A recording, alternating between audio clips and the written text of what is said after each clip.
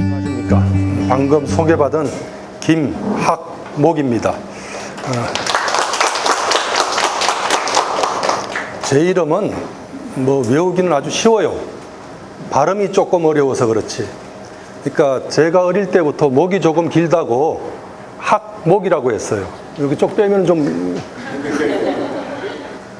그러니까 이제 학의 목을 가진 사나이. 그렇게 하시면은 잊지 않겠죠, 그죠? 거기다가 이제 경주 김가를 검자로 본다면 금빛 찬란한 학의 목을 가진 사람. 자, 그건 그렇고요. 다들 어떻습니까? 명리학에 관심이 있어가지고 오셨는데, 그 전부터 명리학에 대해서 조금 공부를 하셨는지 아니면 이번이 처음인지 그냥 편하게 이야기하자고요. 예? 처음이에요? 사실은 어렵다면 어렵고 쉽다면은 굉장히 쉽습니다. 그렇다고 명리학을 소설책 읽듯이 읽을 수 있는 것은 아니고, 제가 책에도 몇 번 강조했는데, 구구단 외워가지고 곱셈 나눗셈 하는 정도의 노력을 투자한다면은 명리 고수가 될 수 있습니다. 이게 이제 보면은 지금은 명리학이라고 하는데, 제가 보기에는 학의 반열에는 못 들어가요. 기능공들은 어떻습니까? 기술을 학문적으로 익히는 것이 아니고 기술을 반복적으로 익히는 것이죠, 그죠? 그것을 반복 아주 익숙할 정도로 익혀가지고 언제 어느 때나 그 기술을 구현할 수 있도록 만드는 게 기능공이에요. 명리학도 그렇게 어려운 것들이 아닙니다. 그 속에 몇 가지 테크닉들이 있는데, 그 테크닉들을 익혀가지고 자유자재로 펼칠 수 있도록 연습하는 것입니다. 그러니까 이것은 학의 반열에 들어가지 않고 그냥 기술입니다. 기술. 그러니까 조금만 익히면 돼요. 조금만 익히면 되는데, 거기서 처음에 몇 가지 생각할 것이 있습니다. 시간과 공간에 대해서 좀 생각해 보셨어요? 명리학 강의한다고 하면서 갑자기 왜 시간과 공간에 대해서 이야기하나 이렇게 생각하실 수도 있을 텐데, 시간과 공간의 상관관계를 모르면은 음양오행론을 익힐 수가 없습니다.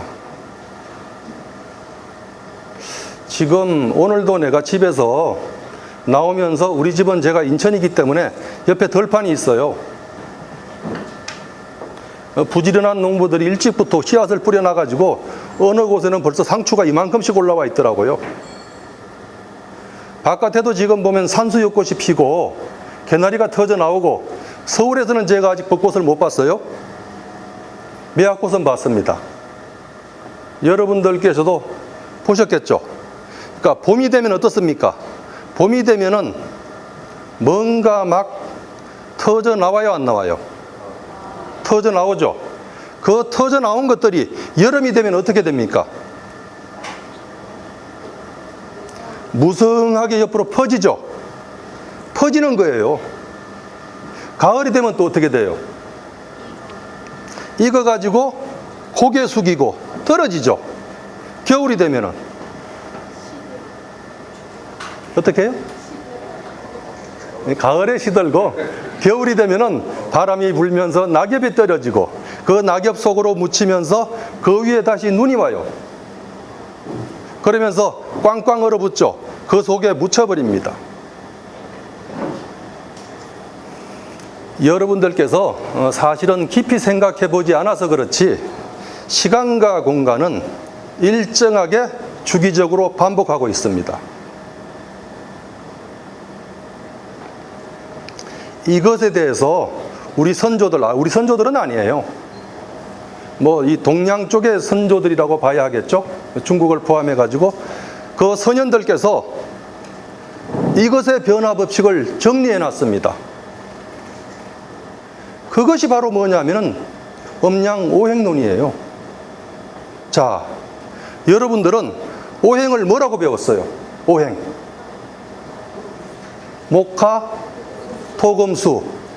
그것이 어떤 것이길래? 그냥 목화, 토금수로만 알고 있어요? 예? 상생? 또?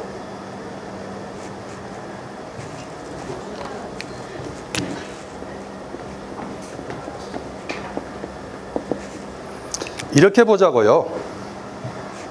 이 글자를 그대로 한번 해석해 보세요. 다섯 뭐? 그렇죠. 그러니까 다섯도 갈행. 그러니까 다섯으로 간다. 조금 더 세련되게 이야기한다면 5가지로 흘러간다. 그것을 명사화 시켜가지고 이야기한다면 5가지의 흐름. 5가지의 흐름. 그렇게 보면 됩니다. 근데 이것을 그렇게만 설명하면 너무 간단하고 조금 더 체계화 시켜가지고 이야기한다면은 일정하게 생장소멸하는 것을 5단계로 나누어 가지고 상징적인 부호를 붙인 것입니다. 써드릴까요? 일정하게, 주기적으로,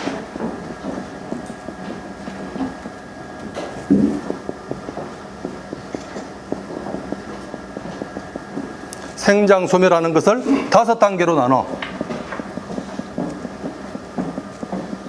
여기에다가 상징적인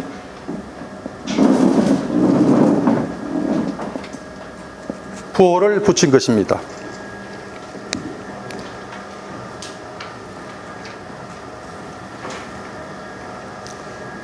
자, 아까 이야기했듯이 봄에는 나무들이 솟아오르죠. 그죠? 사실은 우리가 봄이라고 하는 것은 시간적인 의미로 받아들일 수가 있어요. 그런데 그것이 우리가 봄을 가지고 5단계의 어떤 상징적인 부호로 표시한다면은 여러분들도 조금씩은 알고 계시죠? 그죠? 봄을 뭐라고 할까요? 목이라고 합니다. 목은 그냥 목이 아니라 위로 솟아오르는 거예요. 지금 초목들이 파릇파릇하게 솟아오르고 있죠. 예, 그것을 서양인들도 알았어요. 미국 사람들도 알았단 말이에요. 영국 사람들도. 그래가지고 그 사람들을 봄을 가지고 뭐라 그랬어요? 스프링. 솟아오른단 말이에요. 솟아오른단 말이에요. 그러니까 봄에는 목이라는 기호에는 그냥 목이 아니라 이것은 어떻게 돼? 이렇게 분출하는 거예요. 이 분출. 봄 다음에 무엇이 오죠? 여름이 되면 아까 뭐라 그랬어요? 옆으로 어떻게 된다? 무성하게 퍼지죠.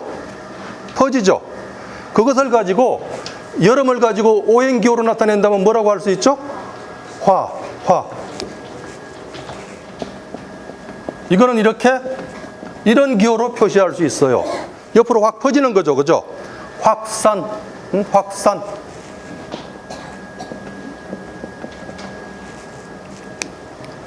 가을이 되면 어떻게 되죠? 가을이 되면은 예? 어떻게? 아니 그냥 틀려도 괜찮아요. 예, 물어익어요. 물어익으면 어떻게 돼? 고개를 이렇게 숙여가지고 결국은 떨어지죠. 그러니까 그 기호는 이렇게 표시하면 되겠죠. 그죠? 요것을 가지고 조금 더 세련되게 이야기한다면 수렴이라고 이야기할 수 있어요. 수렴. 요걸 가지고 오행기호로 얘기한다면은 검. 조금 전에 그러면 이제 겨울이 되면 어떻게 된다 그랬죠? 덮여가지고 사라진다 그랬죠. 그죠? 꽁꽁 얼어붙으니까 그것이 물론 낙엽과 눈에 의해서 덮일 수도 있지만은 꽁꽁 얼어붙으니까 어떻게 되겠어요? 여러분들 추운 데 가면 어떻게 돼요? 몸이 움츠러들죠? 엉축된다고 해요. 그걸 가지고 엉축.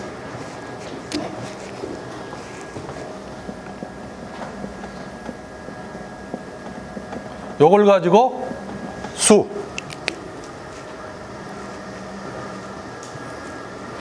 그러니까 우리가 그냥 봄, 여름, 가을, 겨울이라고 이야기할 때는 시간적인 기호로 이해하기 쉽지만은 그때는 그 공간 속에서 저런 운동이 일어나고 있다는 것이에요. 여기에서 뭐가 한 가지 빠졌죠? 토. 요걸 지우고 칠판이 너무 작아가지고 좀 불편해요.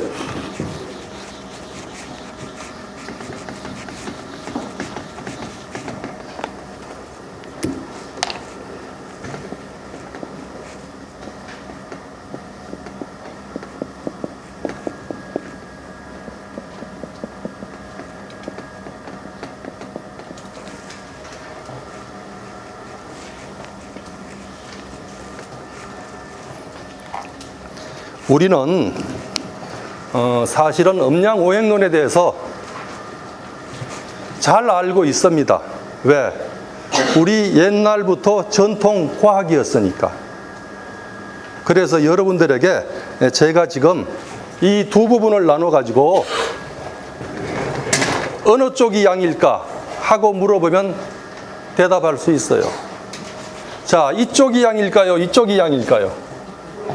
위쪽이 양이죠. 그러니까 목화가 여기가 양이고 여기가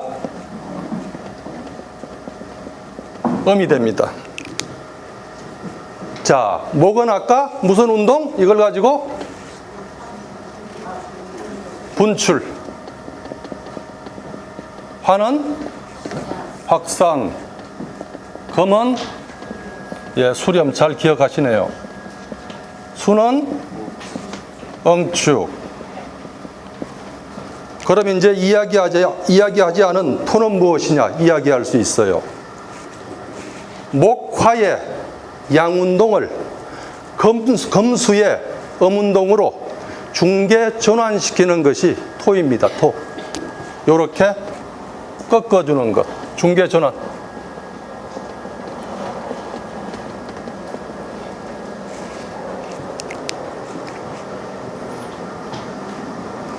우리 선현들께서 왜 음양오행론을 정리했냐면은 시간의 기호로 공간의 운동을 나타내기 위한 것입니다.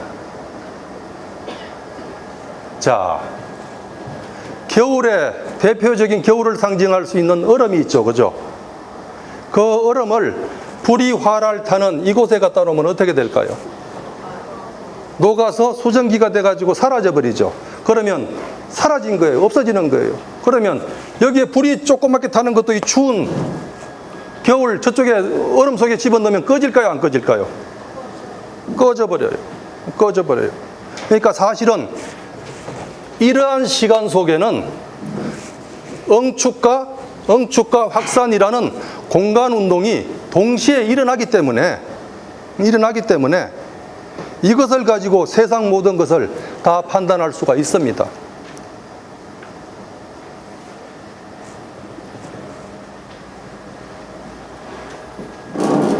여기에서 목에서 화로 이어지고 화에서 토를 거쳐가지고 금으로 가고 금에서 수로 이어지고 다시 목으로 이어지죠. 그죠? 다시 목으로 이어지죠. 요것을 가지고 음양오행의 상생이라고 합니다. 서로 낳아주는 거예요. 낳아주는 거. 상생. 그런데 또 상극이 있죠. 그죠? 그러면 그 이야기를 하기 전에 왜 선현들께서 일정하게 주기적으로 생장소멸하는 것을 5단계로 나누었을까? 그것에 대해서 한번 생각해 보셔야 됩니다. 왜 그랬을 것 같아요?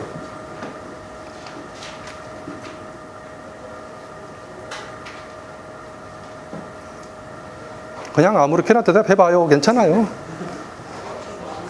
예? 만물의 이치니까? 이거는요, 인위적으로 나눈 거예요. 인위적으로 나눈 거예요. 세상의 원리를 우리가 앉아서 다 알 수 있도록 하기 위해서 인위적으로 나눈 거예요.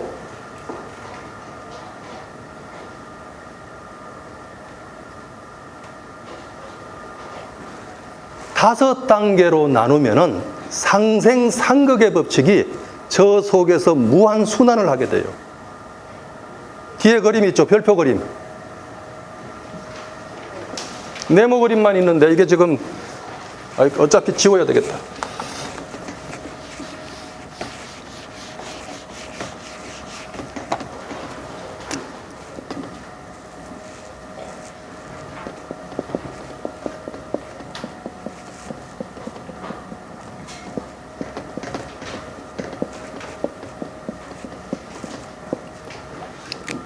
자, 상극은 이게 상생이라고 했죠. 이렇게 돌아가는 게, 그죠?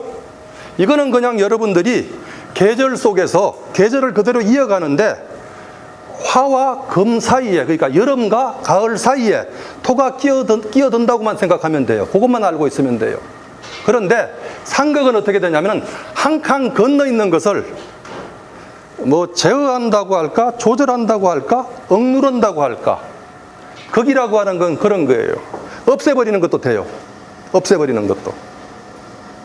자, 여기 계신 분들, 나이 드신 분들도 계시고 젊으신 분들도 계시는데 여러분들 동생이 있거나 어린 아이가 있다면 그 아이들 보고 빨리 크라고 해요, 안 크라고 해요?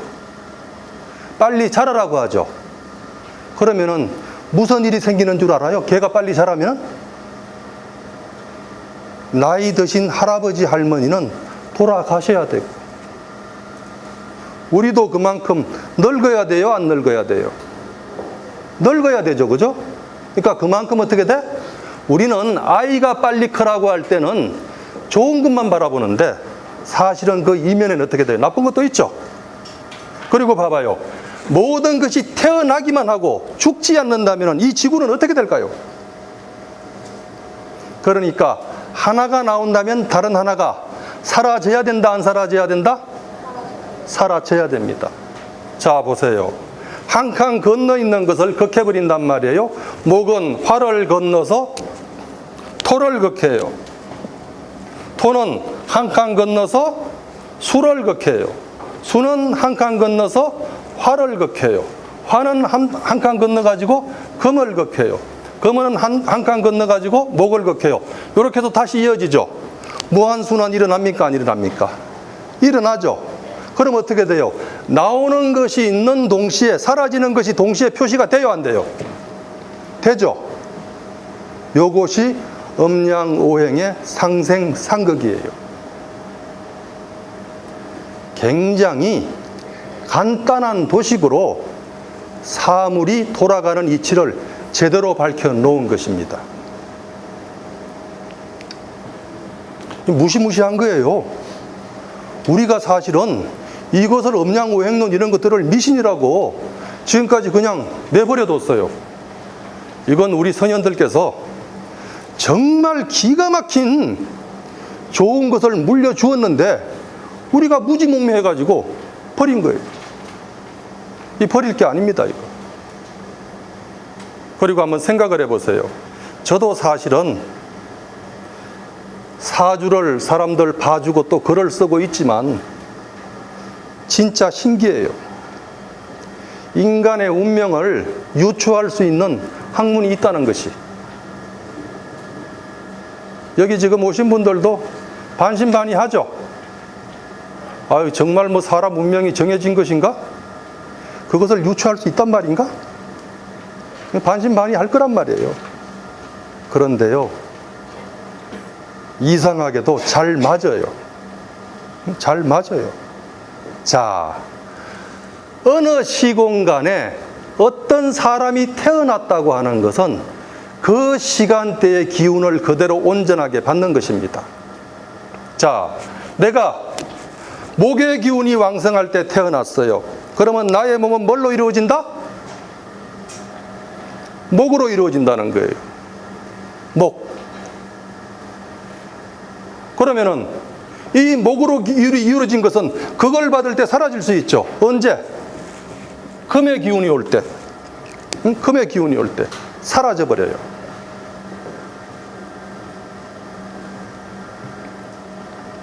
요쯤 해가지고 이런 것들은 일단 무슨 말인지 알아들을 수 있어요? 예, 요것을 알아들었다면요, 그러면 이제는 이것이 명리학에 어떻게 응용되는지 그것을 이제 말씀드려야 하겠습니다.